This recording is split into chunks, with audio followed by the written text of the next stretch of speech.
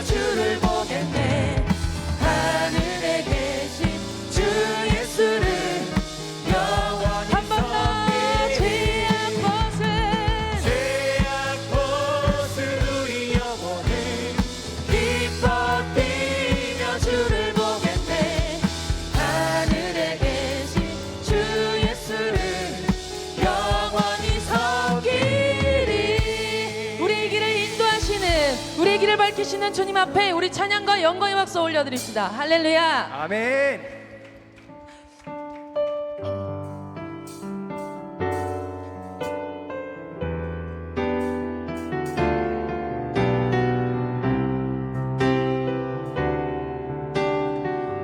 내 눈 주의 영광을 보네.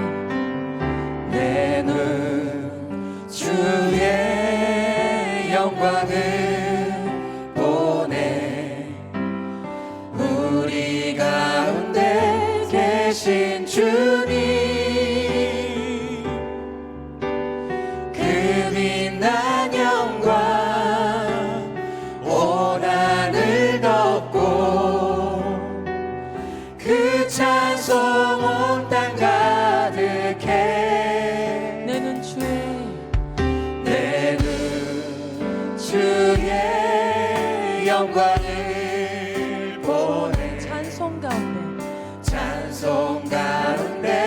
서신 주님, 주님의 얼굴은 주님의 얼굴은 온 세상 향하네.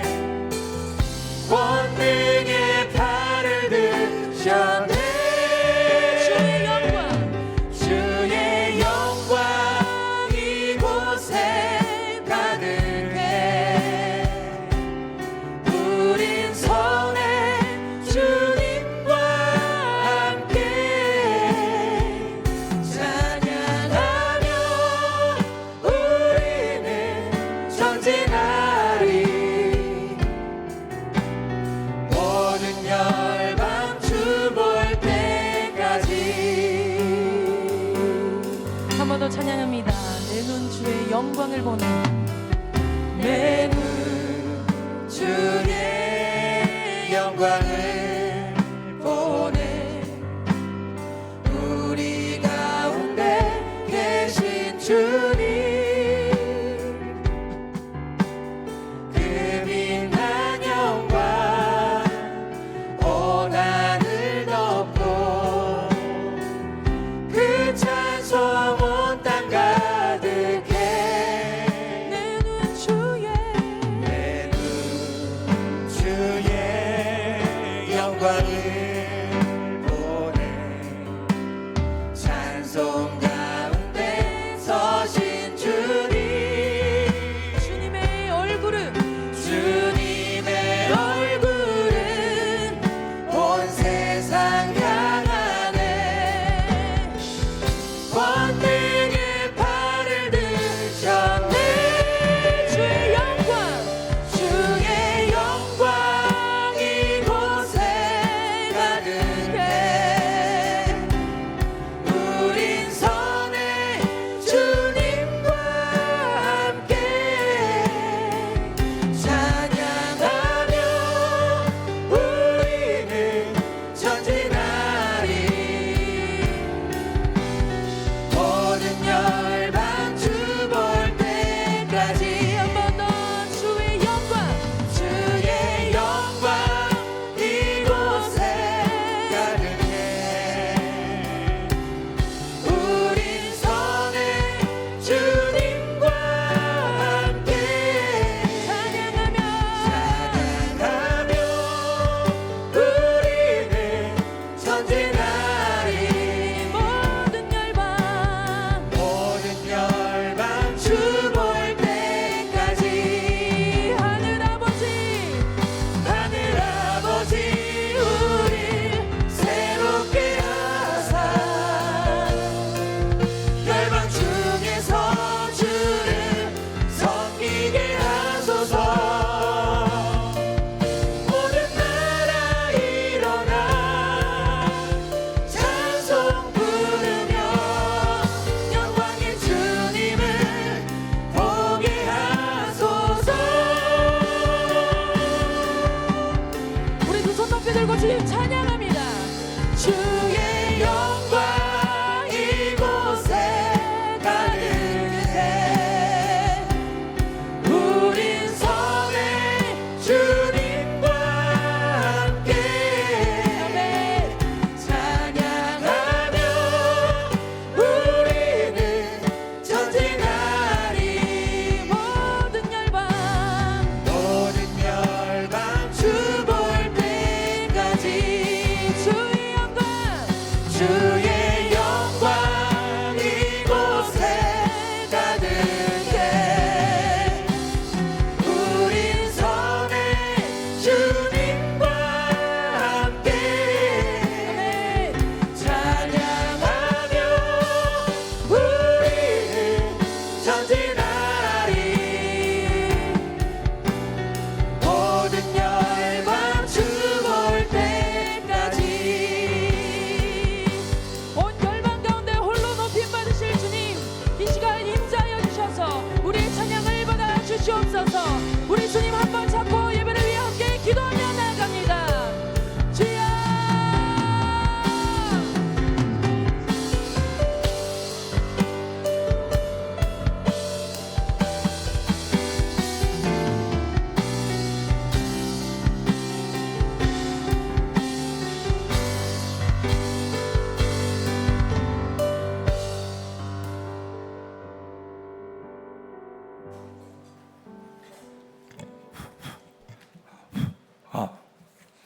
다 같이 묵도하심으로 5월 12일 경건회를 하나님께 드리겠습니다.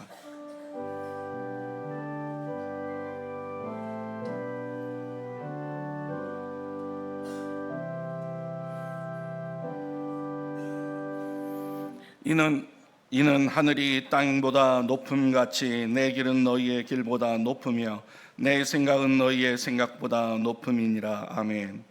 사도신경으로 우리의 신앙을 고백합니다.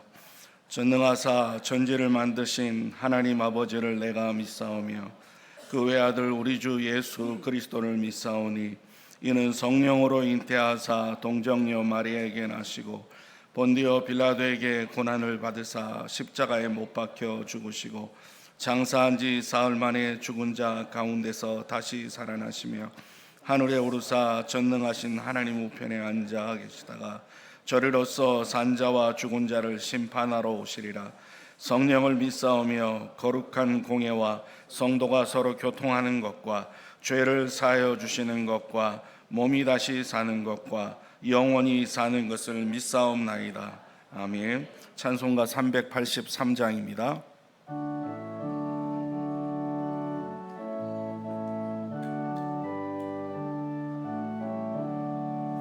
눈을 들어 산을 보니 도움 어디서 오나 천지 지은 주 하나님 나를 도와주시네. 나의 실족잔께 주가 깨어 지키며 택한 백성 항상 지켜 길이 보호하시네. 도우시는 하나님이 내게 그늘 되시니 낮의 해와 밤의 달이 너를 상치 않겠네. 내게 화를 주지 않고 오늘 보호하시며 너의 출입 지금부터 영영 인도하시리. 아멘. 기도하겠습니다. 하나님 아버지, 학업을 잠시 멈추고 하나님께 예배하기 위해서 모였습니다. 오늘 경건회를 통해서 주님의 은혜를 다시 한번 깨닫게 하시옵소서. 죄 때문에 하나님의 영광에 이를 수 없었던 우리를 그리스도 예수 안에 있는 속량으로 말미암아 값없이 의롭다 하심을 얻게 하신 하나님의 은혜에 감사드립니다. 그럼에도 불구하고 우리의 삶이 하나님의 은혜를 드러내지 못했음을 용서해 주시옵소서. 2026년을 시작한 것이 어제 같은데 1학기 후반부에 저희가 있습니다. 이 빠른 세월의 흐름 속에서 우리의 사명과 비전을 놓지 않게 하시고 표대를 향하여 그리스도 예수 안에서 하나님이 위에서 부르신 부름의 상을 위하여 오늘도 달려가게 하시옵소서. 하나님 아버지, 대신대학교 모든 가족 구성원들을 축복해 주시기를 원합니다. 각자의 자리에서 주님께서 주신 사명을 잊지 않고 충성하게 하옵소서. 교수는 교수 자리에서, 직원은 직원 자리에서, 학생은 학생의 자리에서 가르치고 섬기고 봉사하게 하옵소서. 우리가 배우는 지식이 우리를 교만하게 만드는 것이 아니라 하나님의 나라를 확장하며 주의 몸된 교회를 세워나가는 데 사용되는 지식이 되게 하여 주시옵소서. 하나님 아버지, 주님께서 우리 대학에 많은 유학생들을 보내주신 것을 감사드립니다. 주님께서 저들의 모든 상황을 인도해 주시길 원합니다. 공부와 삶에서 아름다운 결과가 있게 하시고 또한 복음을 듣고 깨닫는 기회도 하나님 허락해 주시옵소서. 오늘 귀한 강사 목사님 우리 대학에 보내주셔서 감사합니다. 말씀을 전하시는 목사님을 성령의 능력으로 붙잡아 주시고 말씀을 듣는 우리에게 큰 은혜의 단비가 임하도록 도와주시옵소서. 우리의 예배를 받으시기에 합당하신 주님을 찬양합니다.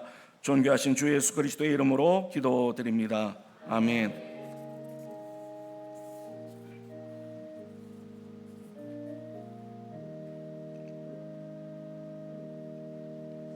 은혜 받으실 하나님의 말씀은 예레미야 32장 6절에서 15절까지 말씀입니다. 예레미야 32장 6절에서 15절까지 저와 여러분이 한 절씩 교독하겠습니다. 6절을 제가 먼저 읽겠습니다.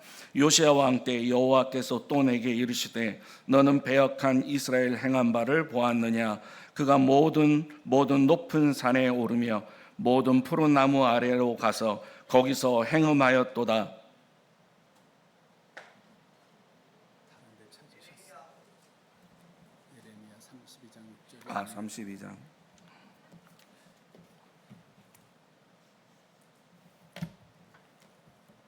32장 6절부터 15절까지 화면 좀 띄워주시면 고맙겠습니다.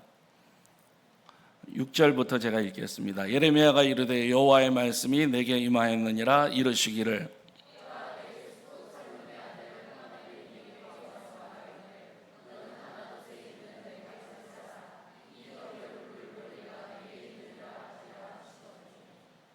여호와의 말씀과 같이 나의 숙부의 아들 하나멜이 시위대 뜰 안 나에게 와서 이르되 청하노니 너는 베냐민 땅 아나돗에 있는 나의 밭을 사라. 기업의 상속권이 내게 있고 물을 권리가 내게 있으니 너는 위하여 사라 하는지라. 내가 이것이 여호와의 말씀인 줄 알았으므로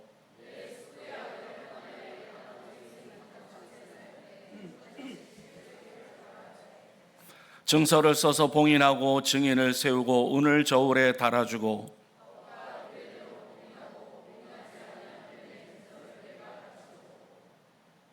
나의 숙부의 아들 하나멜과 매매 증서의 인친 증인 앞과 시위대 뜰에 앉아 있는 유다 모든 사람들 앞에서 그 매매 증서를 마세야의 손자 네리야의 아들 바룩에게 붙이며 만군의 여호와 이스라엘의 하나님께서 이와 같이 말씀하시기를 너는 이 증서 곧 봉인하고 봉인하지 않은 매매 증서를 가지고 토기에 담아 오랫동안 보존하게 하라.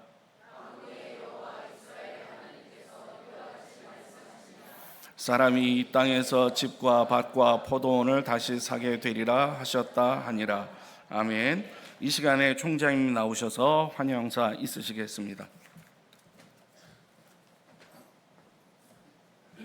우리 학교 교수님인데 환영사는 아니고 소개를 하겠습니다. 원주의 이룸교회에서 담임을 20년 하셨는데 우리가 2026학년도 봄학기에 우리 대학의 신학과의 교수님으로 모신 우리가 선우웅 교수님입니다. 여러분 그래도 박수 한번 해야 되겠죠? 아니요, 박수. 사실은 원주에 계시는데 우리 대학에 청병했을 때 기꺼이 와주시고 또 여러분들을 위해서 어떻게 할까 많이 고민도 해보시는 우리 교수님인데 여러분 우리 대학의 또 패컬티 멤버니까 여러분들 교수님 만나시면 어색해하지 마시고 인사 여러분 잘 하시기 바랍니다. 여러분 그렇게 하고요. 전번에 제가 한번 말씀드렸는데 오늘 5월 12일 원래 교육부나 법무부 그리고 한국연구재단에서 외국인들 때문에 현장 점검을 하는 날이었는데 6월 달에 또 법무부에서 하겠다 해서 우리 지역대학에 너무 피로감을 많이 느낀다 제가 그랬어요. 자꾸 한 번씩 왔다 가면 쓰나미처럼 왔다 가면 저는 교직원들을 뽑고되고 교직원들은 여러분들을 뽑고되면 여러분들은 뭐 누가 집에가 짜증내고 하면 이 지역이 소멸가 된단 말이에요. 그러다 보니까 많이 봐준 것 같아요. 여러분 기대해 주시고 저 6월에 우리 대학에 가기로 제가 몇 번 부탁도 드렸어요. 그랬고 내일은 우리 대학이 71년간 있으면 저는 항상 생각합니다. 우리 대학이 여기까지 오기까지 1954년에서 72년째 되는 우리 대학이 여기까지 오기까지 대학을 위해서 수고하시고 헌신하시면서 물질적이나 재정적으로 그리고 옛날에 교수님들은 급여도 제대로 받지 못한 상태로 우리 대학을 섬겨셨던 분들을 내일 모시게 됩니다. 내일 11시에 내가 여기 모실 때 여러분 박수 좀 해주시고 환영해 주시면 고맙겠어요. 이제 연세가 드시고 연로하시면 모든 게 섭섭할 때가 있습니다. 몰라줘도 섭섭하고 여러분 뭐 자기 몸이 쇠약하고 쇠락해지면 모든 것이 다 섭섭합니다. 제가 여러분 교수님들 이렇게 계셔도요, 내 앞에서는 인사해도 뒤에 보면 아유 저 별날 아저씨 내가 왜 봐 싶어서 저를 피하거든요. 그럼 어떨 때 저도 힘들어요. 겉으로는 아는 척하지만 속으로는 무슨 욕하는지 나도 상상도 못 하겠어요. 하여튼 여러분 그 정도는 알아라 이 말입니다. 하여튼 저도 그 정도는 압니다. 저도 뭐 일반 교수할 때는 총장님 없어서 뭐 총장님 왜 저럴까, 자기 정신일까 남부 정신일까 나도 캐으니까 뭐 제가 그 정도 모르는 사람도 아니에요. 뭐 그런 거 다 하니까 여러분 하시고, 내일 그래 우리 그 교수님들 오실 때 원로 이제는 그 연세 많이 드셔서 이제 막 한 두 분은 그 노춘원에 가신다더라고. 그래서 내일 못 오신 분도 계시고 한데, 이제 그 옛날에 제가 34년 전에 초년병으로 우리 대학에 왔을 때 그 어른들 쳐다보지도 못했어요. 최 교수 어디 있노? 하면 책보라도 예예예 하고 쫓아나오고 이랬는데, 아이고 제가 이래 됐어요. 하여튼 여러분들 내일 오시면 따뜻한 눈빛으로 대해주시기 바랍니다. 오늘 선우웅 교수님 말씀 주실 때 은혜 받으시고, 오늘 이병일 교수님 왜 이리 실수하실까? 앞에 저 총신에 박이섭 부총장님이 요즘 우리 대학에 여러 가지 좀 도와주신다고 와가 계시니까 외부 사람 와가 계시고 그래서 당황하시면 우리 박이섭 부총장님 오시는데 여러분 박수 한번 부탁합니다. 만나 우리 대학에 많은 거 도와주시겠습니다. 예, 앉아 교수님 나오시겠습니다. 할렐루야. 주님의 이름으로 여러분 모두를 축복합니다. 행복하시기 바랍니다. 교수님께서 총장님께서 소개해 주신 선우웅입니다. 대신 공동체를 섬길 수 있도록 하나님께서 세워주신 것을 감사드리고, 또 총장님께 깊이 감사드리고, 선배 교수님들과 대신 공동체 모든 분들께 깊이 감사드립니다. 희망의 메신저가 되라, 이런 제목으로 잠시 하나님 말씀 전하겠습니다. 한 번만 따라해 주세요. 희망의 메신저가 되라. 희망의 메신저가 되라. 나는 이제 내가 할 거예요. 나는 소설가가 될 거야. 우리 아버지만침 키가 크면 나는 해밍웨이처럼 햇새처럼 글을 쓰는 소설가가 될 거야. 그런 꿈을 마음속에 가지고 있는 소년이 있었습니다. 그런데 집이 가난해서 학교를 다니지 못하고 17살에 나와서 사회생활을 하면서 허름한 일들을 하면서 견뎠습니다. 일이 힘들었지만 마음속에 가지고 있는 꿈이 있었기 때문에 견딜 수 있었다는 거죠. 그런데 어느 날부터 심한 두통이 오기 시작했습니다. 괜찮아지겠지. 시간이 좀 지나면 괜찮아질 거야. 내가 너무 피곤해서 그런 거겠지. 그런 생각을 하는데 시간이 지나도 괜찮아지지 않고 두통약을 몇 알씩 먹어도 두통이 사라지지 않았습니다. 개나리가 노랗게 피고 진달래가 피던 어느 봄날 병원을 찾아갔습니다. 의사 선생님이 검사를 모두 하고 그리고 검사 결과를 말씀해 주시는 날 이렇게 말씀을 하는 겁니다. 언제가 될지 모르지만 시력이 상실될 겁니다. 모든 시력이 상실되어서 마침내 앞을 볼 수 없는 순간이 올 겁니다. 의사의 말을 듣고 반쯤 넋이 나가서 정신없이 길을 걷다가 어느 조그만 사진관으로 들어갔습니다. 볼 수 있을 때 자신을 볼 수 있는 얼굴을 찍어서 남기고 자살하기로 했습니다. 희망이 사라졌다고 생각하는 순간, 기대할 수 있는 모든 것들이 사라졌다고 생각하는 순간 자살을 생각했습니다. 그때 제 나이가 19살이었습니다. 누구나 한 번쯤 읽어봤으면 좋겠다 싶은 책이 한 권 있습니다. 읽은 분들도 계실 텐데요. 죽음의 수용소에서라는 제목의 책입니다. 빅터 프랭클이라고 하는 오스트리아 정신과 의사가 쓴 책인데 자신의 경험을 바탕으로 해서 쓴 책입니다. 빅터 프랭클이라는 이 정신과 의사는 지금부터 120년쯤 전 오스트리아 빈에서 태어났습니다. 이분이 젊은 시절에 두 번째 세계 전쟁이 일어났고 전쟁통에 어떻게 하다가 독일 사람들이 유대인을 무참하게 살해하는 죽음의 수용소에 갇히게 되었더라는 거죠. 그 죽음의 수용소에서 이분이 비참하게 죽어가는 수많은 사람들 그리고 자기의 가족들을 눈으로 보아야 했습니다.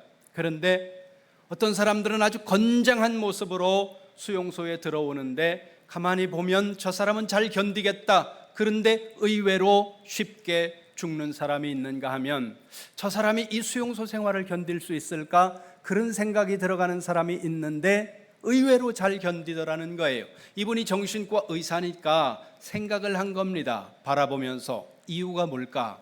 어떻게 저 건장한 사람이 며칠 만에 죽어나갈 수 있고 어떻게 저렇게 비리비리한 사람이 끝까지 살아남을 수 있을까? 그가 오랜 시간 동안 관찰하고 내린 결론은 희망이더라는 거예요. 희망을 잃어버리면 건장한 육신의 사람도 그 고통스럽고 죽음 같은 수용소 한복판에서 살아남지 못하지만 희망을 붙드는 사람은 자신의 체력이 열악하고 환경이 어렵다고 하더라도 그 속에서 끝까지 살아남으면서 자신의 삶을 지탱하더라는 거죠. 오늘 본문은 기대할 수 있는 것이 아무것도 없는 절망적인 시대 한복판에서 희망을 만들어가는 한 선지자의 이야기입니다. 오늘 본문의 배경은 BC 587년경의 이야기입니다. 예루살렘이 바벨론에 의해 함락되기 1년 전 바벨론 군대가 예루살렘을 에워쌌습니다. 그리고 하나님의 사람 예레미야는 궁중 시위대 뜰에 갇히는 신세가 되었다는 거죠. 예레미야는 예루살렘 북쪽 베냐민 땅 아나돗에서 제사장의 아들로 태어났고 그리고 선지자로 세움을 받았습니다.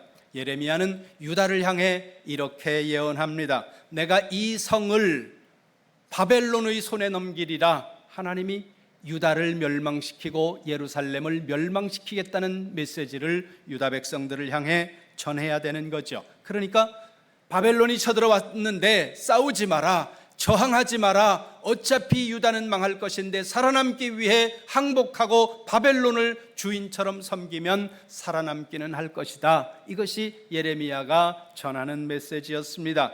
27장 12절에 보면 이렇게 말씀합니다. 내가 이 모든 말씀대로 유다의 왕 시드기야에게 전하여 이르되 왕과 백성은 바벨론 왕의 멍에를 목에 메고 그와 그의 백성을 섬기소서. 그리하면 사실이이다. 유다는 멸망하고 이 모든 예루살렘은 초토화될 것인데 시드기야 왕을 비롯해서 모든 백성들은 저항하지 말고 바벨론을 섬기면 그러면 살아남을 수 있다고 이야기합니다.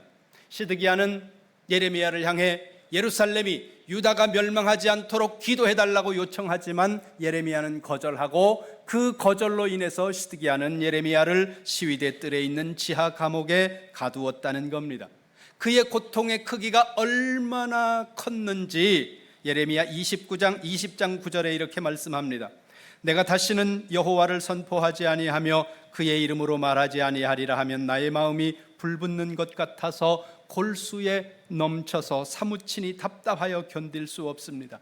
선포해도 듣지 않는 백성들 앞에 멸망을 선포해야 하는 이 예레미야 선지자의 답답하고 고통스러운 심정을 이야기하는 거죠. 매일 눈물을 음식으로 삼으면서 하나님의 말씀을 전합니다. 그래서 예레미야 9장 1절은 이렇게 말합니다. 어찌하면 내 머리는 물이 되고 내 눈은 눈물의 근원이 될꼬. 날마다 울면서 안전하려니 마음에서 불붙는 것 같은 뜨거움이 있고 전하려고 하니 매국노라고 소리치고 모든 사람들이 조롱하고 돌팔매질하고 어찌할 수 없는 상황 속에서 예레미야는 눈물을 흘리면서 거리를 헤매며 하나님의 말씀을 전합니다. 그래서 우리는 이 예레미야를 향해서 웨핑 프로핏, 눈물의 선지자라고 이야기한다는 거죠. 이와 같은 절망이, 이와 같은 탄식이 누구의 인생에든 찾아올 수 있다는 거예요. 어떠한 사람의 삶에든 초대하지 않은 손님이 찾아오는 것처럼, 길을 걷다가 어느 날 갑자기 비가 내리는 것처럼 누구의 인생에든 비는 내릴 수 있다는 겁니다. 이런 고난과 절망이 우리의 삶에 찾아올 때 사람들은 해서는 안 되는 선택을 하는 사람들이 너무 많다는 거죠. 부부관계가 절망스럽다고 이혼을 하고, 가정이 혼란스럽다고 가출을 하고, 인생이 절망스럽다고 자살을 하는 사람들이 수없이 많이 있습니다. 2025년 9월에 통계청이 발표한 2024년도 우리나라 사망률 네 번째 이유가 고의적 자해입니다. 다른 단어로 하면 자살이라고 말합니다. 2024년도에 자살로 사망한 사람이 15,000명 정도에 육박합니다. 우리나라 국민 10만 명당 자살로 사망하는 사람은 29.1명으로 보고되고 있습니다.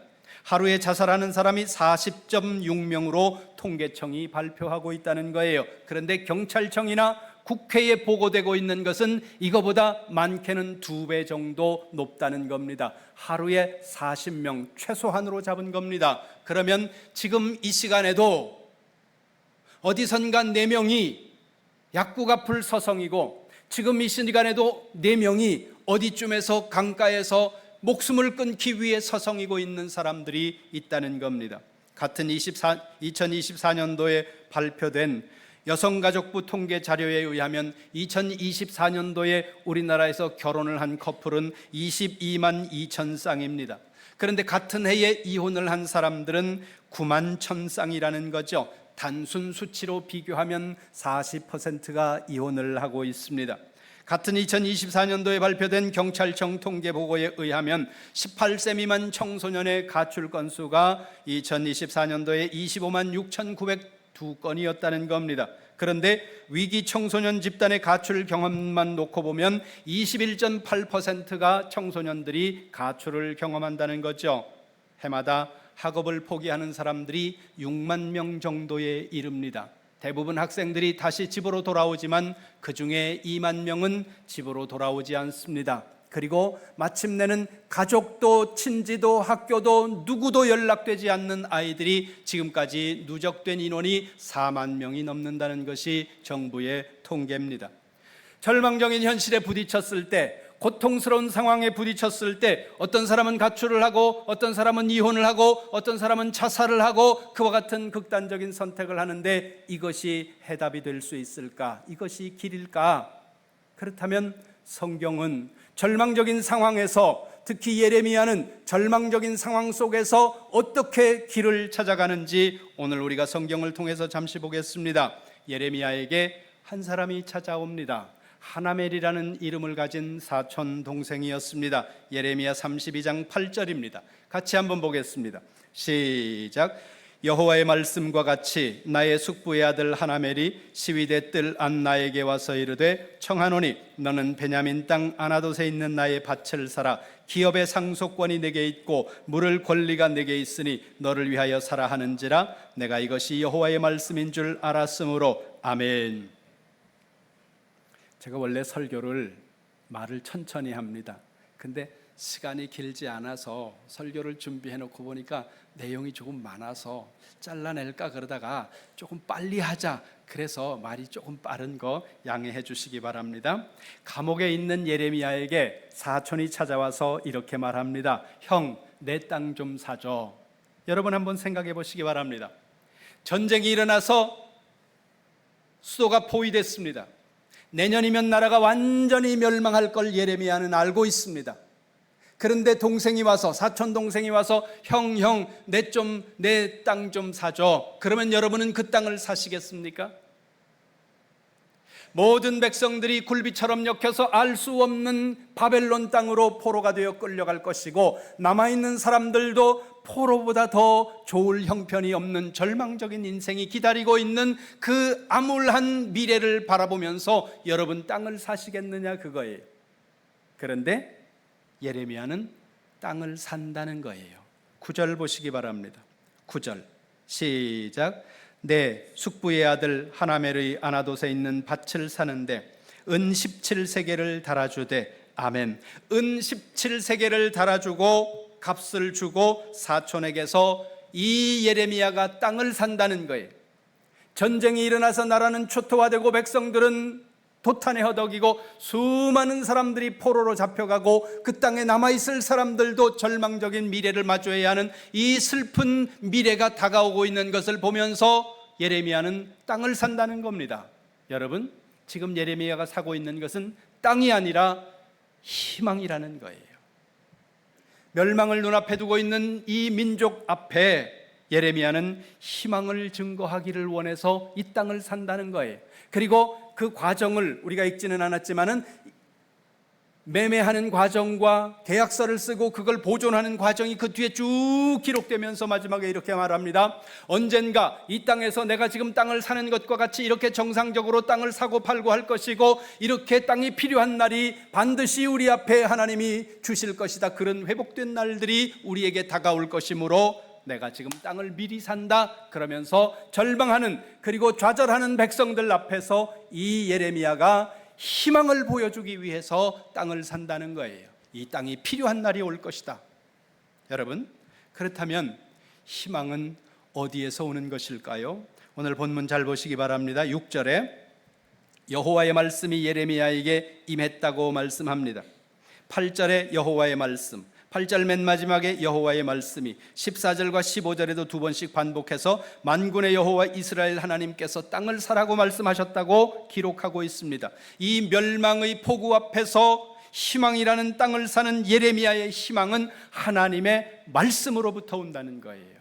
그냥 잘 된다는 막연한 바람이 아니라, 그냥 잘 되겠지 하는 소망이 아니라 하나님의 말씀에 근거해서 희망을 발견해야 된다는 겁니다. 예레미야 29장 11절로 가보겠습니다. 사실 우리 교회에서는 제가 설교 시간의 절반을 성경을 찾아서 읽습니다. 앞에 비춰주지 않고. 그래서 조금 바쁘지만 찾아서 여러분의 성경을 읽으시기 바랍니다. 예레미야 29장 11절입니다. 안 찾으면 신천지로 오해되는 수가 있어요. 다 찾으시기 바랍니다. 중요한 말씀이에요. 예레미야 29장 11절 같이 봅니다. 시작. 여호와의 말씀이니라. 너희를 향한 나의 생각을 내가 아나니 평안이요 재앙이 아니니라. 너희에게 미래와 희망을 주는 것이니라. 아멘. 너희에게 미래와 희망을 주는 것, 그게 내 마음이고 내 뜻이다. 하나님이 지금 말씀한다는 거죠. 그렇다면 하나님이 주시는 희망, 하나님의 말씀으로부터 오는 희망, 그 희망은 누가 발견할 수 있을까요? 29장 12절부터 14절을 눈으로 보시기 바랍니다. 거기 보면 시간이 많이 없어서 읽지 않겠습니다. 눈으로 보세요. 12절부터 봅니다. 29장 12절부터 중간에 세 번째 단어 부르짖으면, 두 개 건너떠서 기도하면, 두 단어 건너뛰어서 기도를 들을 것이고, 또 다섯 단어 건너뛰면 구하면, 한 단어 건너뛰면 찾을 것이요 나를 만날 것이요. 계속해서 말씀하고 있는 것이 뭡니까? 하나님 앞에 와서 기도하고 하나님 앞에 와서 부르짖으면 하나님께서 하나님의 말씀으로부터 오는 그 희망을 발견하게 하시겠다고 약속한다는 겁니다. 하나님이 주시는 희망은 말씀으로부터 오는 희망이고, 하나님의 말씀으로부터 오는 희망은 기도하는 사람이 발견하는 줄로 믿습니다. 19살에 꿈이 송두리째 꺾였다고 생각한 저는 사진을 찍고 자살을 하기 위해, 제가 청주에 살고 있었는데 멀리 가는 기차를 타기 위해 고민을 하다가 제천에 와서 부산으로 내려오는 기차를 탔습니다. 비둘기호라는 아주 천천히 가는 모든 역마다 서는 그런 기차인데, 그 기차를 타고 봉화산을 힘겹게 넘어가다가 잠이 들었습니다. 잠이 들었다 잠깐 깨니까 제 앞자리에, 마주보고 있던 제 앞자리에 많은 사람들이 웅성웅성하는 거예요. 그래서 무슨 일인가 이렇게 봤더니 그 자리 한쪽에 스님이 앉아 계시고, 그 스님이 그 주변에 있는 사람들의 관상을 봐주는 거예요. 근데 그 관상을 봐주는 말씀이 너무 말씀을 잘하시는 거예요. 그래서 제가 지나가는 그 홍익재단인가 뭐 판매하는 직원들이 옛날에 있었습니다. 그 판매하는 직원에게 부탁을 해서 귤을 한 꾸러미 사가지고 귤 하나를 스님에게 드리면서, 스님 나도 좀 봐주세요. 저는 신앙이 없는 집안에서 신앙이 없는 상태로 그때까지 살고 있었거든요. 그랬더니 이 스님이 하는 얘기가 저를 물끄러미 바라보면서 선생님은 학예상입니다. 그게 뭔데요? 그랬더니 하나님이 저 구름 위로 타고 나르는 학예상이 선생님의 상입니다. 근데 그때 아무 감동도 없고 아무 의미도 없고 내 마음에 의미가 없어요. 왜? 나는 건강할 겁니다. 보니까 명이 길게 생겼습니다. 뭐 이런 얘기를 들어야 되는데 지금 내가 아프다 보니까 그런 의미가 없는 거죠. 근데 스님이 너무 말씀을 잘해가지고 딱히 갈 데도 없는 터라 저 영주를 조금 지난 시점이었는데 스님이 내리길래 스님 나 스님 따라가면 안 됩니까? 그랬더니 가자고. 그래서 스님을 따라서 저 영주 어느 근처에 있는 절로 들어갔습니다. 그래서 그 스님이 그 절에서 저를 돌봐주면서 낮에 불경을 가르쳐 주시고 그리고 저녁 나절에 그 절 옆에 있는 큰 바위에 앉아서 대화도 해주시고 그러면서 한 6개월 동안 불경을 배우면서 절에서 지냈습니다. 근데 어느 날 제가 언젠가 책에서 읽었던 이야기 하나가 생각이 나는 거예요. 그 어떤 책에서 읽었는데 예수님이 죽은 사람을 그냥 살렸다는 거예요. 근데 불경을 읽다 보니까 이 부처님이 독자가 죽은 혼자 사는 여인이 아들을 살려달라고 부처님을 찾아왔는데 부처님이 이렇게 얘기합니다. 지금 마을로 내려가서 3대를 두고 사람이 한 번도 죽지 않은 집을 찾아서 그 집에서 시주를 얻어가지고 오면 내가 너그 아들 살려주마. 그러니까 아들을 살릴 마음에 이 여인이 거리를 달리면서 3대를 두고 사람이 한 명도 죽지 않은 집을 찾는 거예요. 그런데 아무리 찾아도 3대를 두고 사람이 죽지 않은 집은 없는 거죠. 그러다 보니까 그러는 과정을 통해서 사람은 죽는구나, 이걸 이 여인이 깨달아가는 거예요. 그런데 내 입장에서는 석가모니가 살릴 자신이 없으니까 머리를 쓴 거 아닌가? 예수님은 살렸대는데. 그래서 이걸 가지고 고민을 하다가 늦은 밤 한 11시는 넘었는 것 같아요. 11시는 넘은 시간에 스님한테 물어보려고 스님 방으로 들어가는데 불이 켜져 있었습니다. 그리고 그 마루를 지나서 들어가야 되니까 노크가 안 되지 않습니까? 근데 그 앞에서 마루에 올라서기 전에 노크는 기침으로 하는 거예요. 이게 노크예요. 이게 들어간다는 사인이죠. 그리고 들어갔는데 문을 딱 열었는데 남자 스님 2명이 벌거벗은 채로 있는 거예요. 너무 충격을 받은 거예요. 불경을 가르쳐 줄 땐 마치 그분이 신선처럼 보였는데 그 깊은 밤 주체할 수 없는 정욕을 남자가 남자를 상대로 하는 그걸 그 어린 나이에 처음 보고 너무너무 기함을 한 거죠. 그리고는 그 다음 날 아침 새벽에 해가 뜨기가 무섭게 스님한테 인사도 안 하고, 그러니까 절에서 시험 들은 거예요. 그러니까 시험은 절에서도 들어요. 그래서 내려와 가지고 제가 18살 때부터 술을 배워서 술을 잘 마시고 있었거든요. 청주에 무심천이라는 강이 있었습니다. 없을무 마음심 내천자예요. 마음이 없이 흘러가는, 무심하게 흘러가는 무심천이라고. 그 무심천가에 있는 수양버드 나무 밑에서 앉아서 오늘은 누구를 불러내 술을 먹을 건가 고민을 하고 있는데 그때 귀에 아주 신기한 소리가 들렸습니다. 한 번도 들어본 적 없는 소리가 내 귀에 들렸는데 그 소리가 나는 곳을 따라갔습니다. 소리가 나는 곳을 따라갔는데 보니까 2층 건물 2층에 있는 조그마한 개척교회에서 틀어놓은 차인벨 소리였어요. 근데 그 전에도 수없이 그걸 들었을 텐데 그날 처음 듣는 소리처럼 내게 들렸습니다. 근데 아주머니들이 월남치마를 입고 막 이렇게 몸을 흔들면서 그 2층으로 올라가는 거예요. 저는 한 번도 교회를 가본 적이 없어서 저 안에는 어떤 사람들이 들어갈까 그렇게 궁금해하면서 이렇게 바라보는데 한참 지나니까 들어가는 사람들이 그 행렬이 멈추는 거예요. 그래서 따라 들어가 봐야 되겠다 생각을 하고 따라 들어갔는데, 따라 들어가서 이렇게 문을 열고 머리를 딱 뒤밀었는데 문이 여기 있었어요. 저 뒤에 있어야 되는데 문이 여기 있는데 내가 머리를 딱 뒤밀었는데 한 40명쯤 앉아있다가 문이 열리니까 예배 중에 저를 딱 보는데 그 순간에 이걸 넣어야 될지 빼야 될지 분간이 안 되는 거예요. 근데 저는 어렸을 때부터 할아버지가 늘 하신 말씀이 항상 단 1cm로 단 한 뼘이라도 늘 긍정적으로 앞으로 나가는 선택해라. 뒤로 돌아가고 망하는 기회는 항상 있으니까 모든 일을 대할 때 항상 앞으로 나가라. 그 말씀이 떠오르면서 스님이 했던 말이 갑자기 확 떠오르는 거예요. 선생님은 학예상입니다. 그래서 들어가서 앉았습니다.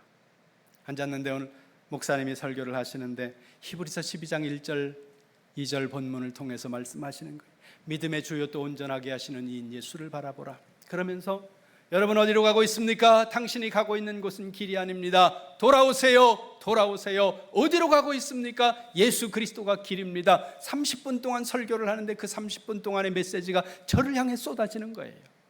그날 교회를 다녀야 되겠다 그렇게 생각을 하고 주보를 보니까 예배가 너무 많아.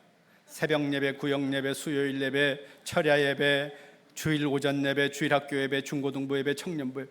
처음 교회를 왔는데 어떤 예배를 다녀야 될지 모르겠는 거예요. 그래서 그 서 있는 사람 보고 물었습니다. 제가 근데 몇 분까지 해야 돼요? 네.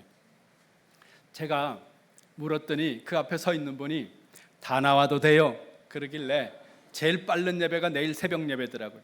그래서 새벽 예배 그 다음날 30분을 걸어서 새벽 예배를 나왔는데 새벽 예배 나와서 목사님 설교 말씀을 들으려고 딱 있는데 목사님이 5분 설교하더니 불을 갑자기 끄더니 갑자기 사람들이 돌변하는데 울고 의자를 치고 주여 아버지, 그리고 어떤 사람은 쉑쉑쉑쉑쉑 뭐 이러고. 우리 동네에 우리 집에서 한 20분 아래에 있는 어떤 집에 누나가 고등학교를 도시로 갔는데 가서 교회 다니다가 미쳤다는 소문이 우리 동네에 파다했습니다. 그날 새벽에 제가 생각한 거예요. 이런 게 미치는구나. 그래서 제가 교회를 가지 말아야 되겠다고 굳게 마음을 먹고 집으로 돌아오는데 마음속에 고스톱도 3세판인데 3번은 가봐야 되지 않겠냐. 그리고는 3번을 갔는데 새벽마다 똑같은 거예요. 그래서 안 가야 되겠다. 그리고 그 다음 주일날 안 갔는데 주일날 저녁부터 전도사님이 우리 교회 앞에 와서 기다리는 거예요. 매일 찾아오시는 거예요. 그래서 그 전도사님 보고 그래도 좀 다녀봐야지 그렇게 생각을 하고 새벽에 나오는데 매일 똑같은 거죠. 제자 훈련도 없고 아무것도 훈련이 없던 개척교회이고 그 시대입니다. 그때 혼자 가만히 앉아서 생각하다가 이렇게 신앙생활 하는 건 아닌 것 같은데 어떻게 기도를 하는지 누가 가르쳐 주지는 않으니까 가만히 있다가 기도를 불이 꺼지면 기도를 열심히 하는 권사님, 집사님 뒤에 가서 앉는 거예요. 그리고 듣는 거예요. 사흘 들으면 그 집의 문제를 다 알아요. 그리고 기도가 똑같아요. 그러면 옮기는 거예요. 그 다음은 다른 집으로 옮겨서 또 옮기고 또 다 알면 또 다른 집으로 옮기는데 가다가 어느 날 잘못 옮겼어. 방언이야, 못 알아들어. 그럼 또 다른 집으로 가는 거예요. 그렇게 해가지고 몇 개월 되니까 제 입에서 기도가 나오는데 이거는 권사님들이 한 기도 따라하는 기도니까 내 마음에 시원함이 없는 거예요. 그래서 이렇게 신앙생활 하는 건 아닌 것 같은데, 그리고 어느 수요일 저녁에 예배 후에 혼자 기도해야 되겠다는 마음이 들어서 모두 돌아간 한 9시 반쯤에 혼자 불을 꺼놓고 우리 교회에서 기도를 하기 시작했습니다. 한밤중이 됐는데 하나님께서 놀라운 은혜를 주시면서 성령을 부어주시고 내가 해보지 않은 기도가 쏟아져 나오기 시작하는 거예요. 얼마나 기도를 했는지 정신을 차렸을 땐 새벽 기도 시간이 다가오고 있었습니다. 그리고 11월 말이었는데 예배당이 너무 따뜻한 거예요. 누가 어떤 글에 보니까 은혜를 받으니까 춥지도 않고 아프지도 않고 정말 은혜를 받으니까 그 한겨울에 예배당 안이 너무 따뜻한 거예요. 근데 뒤돌아보니까 전도사님이 난로를 피우고 있더라고요. 예수 믿은 지 얼마 안 된 청년이 기도하다가 잘못되면 어떡할까? 혼자 뒤에서 난로 피우면서 그걸 밤새도록 지켜봤던 거예요. 목사가 된 지 20년이 넘고 담임을 한 지 20년이 넘었는데 저는 한 번도 그 전도사님 같이 한 사람 한 사람에게 해준 적이 없는 것 같아서 어떨 때는 부끄럽습니다. 그리고 기도하다가 하나님께서 제 눈을 고쳐주시고, 기도하다가 하나님께서 소명을 주시고, 그리고 하나님의 이 희망의 말씀을 전하는 일을 위해 지금까지 달려오고 있습니다. 여러분,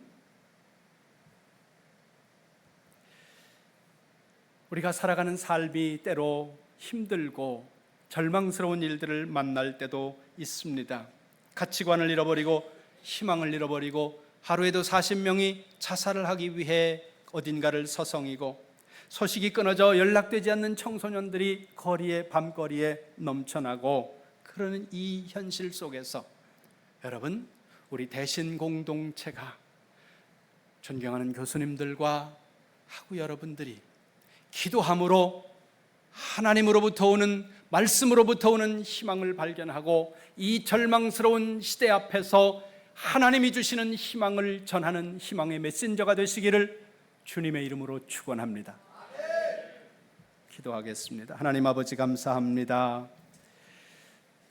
어둡지 않은 시대는 없었습니다. 고통스럽지 않은 시간들은 없었습니다. 그 모든 시간마다 하나님께서 들어쓰시는 하나님의 일꾼들을 오늘 이 시대를 위해서 준비하는 우리 대신 공동체의 식구들인 줄 믿사오니 우리가 이 시대의 희망의 메신저가 되게 하여 주옵소서. 예수님의 이름으로 기도합니다. 아멘. 살아있는 진리의 말씀과 또 생생한 교수님의 간증을 연결해서 말씀 주셔서 감사합니다. 오늘 뒤에 순서가 있기 때문에 330장 1절만 찬송 부르신 후에 목사님, 교수님 축도로 예배를 폐하겠습니다.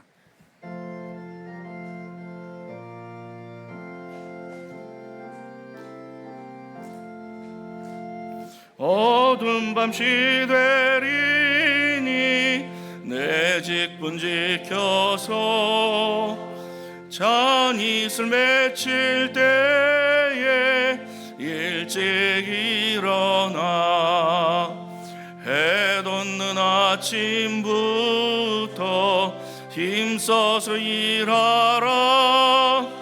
일할 수 없는 밤이 속히 오리라.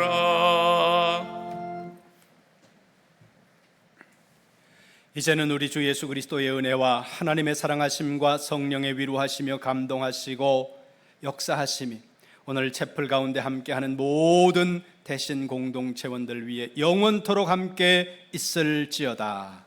아멘.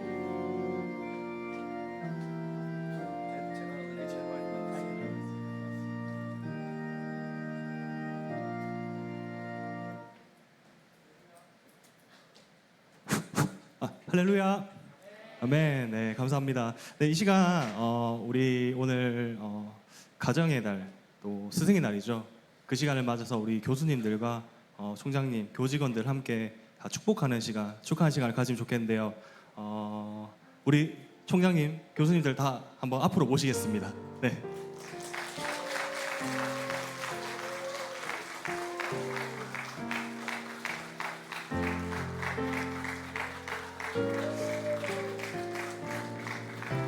늘 그리고 이제 학교에서 이제 힘써주시는 교직원분들도 계시면 앞으로 나와주시면 감사드리겠습니다.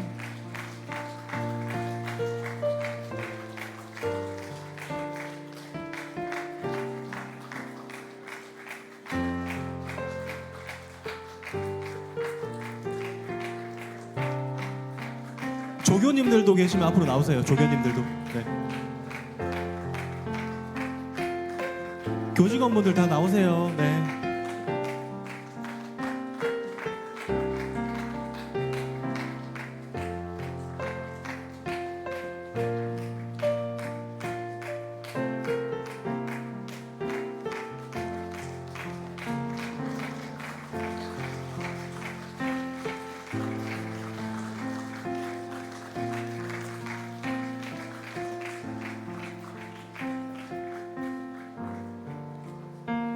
네, 우리 참 사랑하는 교수님들입니다. 네, 총장님들입니다. 네, 우리 이 시간 다 함께 스승의 은혜 노래 다 같이 부르면 좋겠는데 일어나서 다 같이 한번 손을 펴서 축복하면서 부르도록 하겠습니다.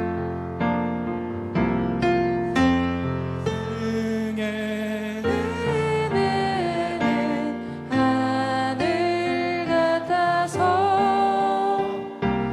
우러러 볼수록 높아만 지네 잠들 것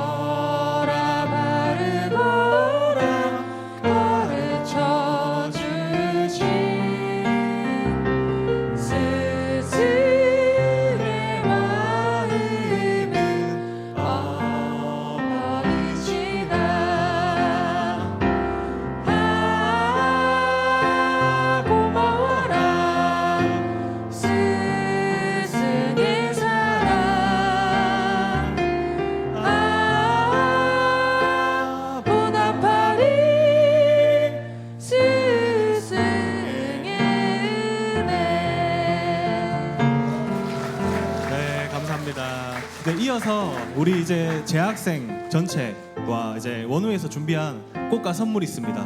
네, 함께 증정하는 시간을 가지면 좋겠습니다. 네, 대표분들은 앞에 나와서 선물과 함께 꽃다발을 증정해 주시면 감사드리겠습니다.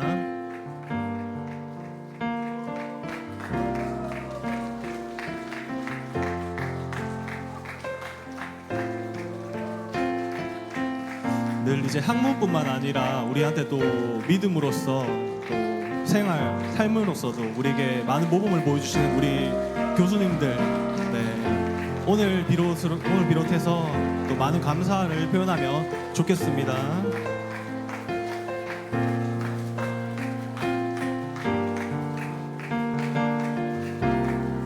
비록 크지는 않지만 우리에게 이제 교수님들 향한 마음을 담았으니까, 네, 우리의 마음을 기쁘게 받아주시면 감사드리겠습니다.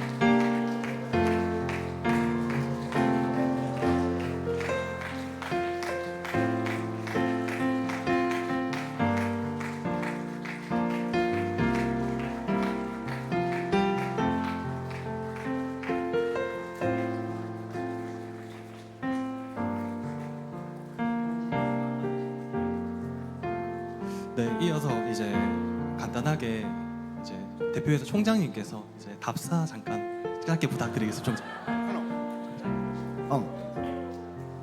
이렇게 우리 대신대학에서 여러분들 교수가 된 게, 직원이 된 게 너무 행복합니다.